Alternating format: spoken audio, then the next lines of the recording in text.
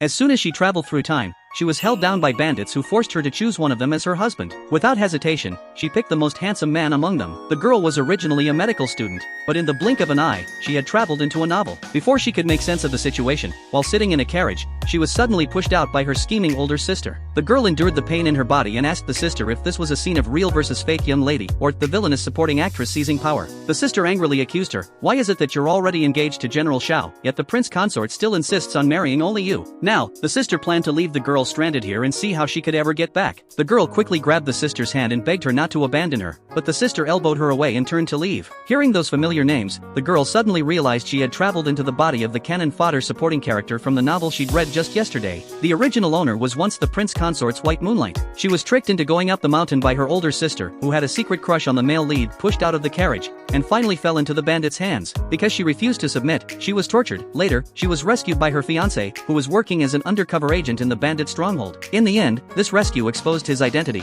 and both of them died a tragic death. The girl complained, "When others travel through time, they're at least the protagonist or the villain. Why did I end up as cannon fodder?" But soon after, she pulled herself together and declared, "I'll protect the supporting character myself." Suddenly, a knife was pressed against her neck. The girl turned around and saw a group of bandits. She immediately took out all the valuable things she had on her and begged them to spare her. However, the bandit leader wanted her to be his stronghold wife. The girl thought to herself, "I can't take this loss right now. Saving my life is the top priority, and by the way, I can also rescue my fiancé who's undercover here." When her eyes fell on the most striking and handsome man in the crowd, she couldn't help but be infatuated with him. Just as the bandit leader was about to pull the girl over, she stepped forward first and said, "I want this handsome guy." Amidst the teasing of the others, she learned that this handsome man was the second in command of the bandits. She then planned to get information about her fiancé's whereabouts from him, unaware that this man was actually her fiancé. At that moment, the bandit leader thought, "This man hasn't been here long. I'll take this opportunity to test him." So he handed the girl over to the second in command and ordered them to get married that very night.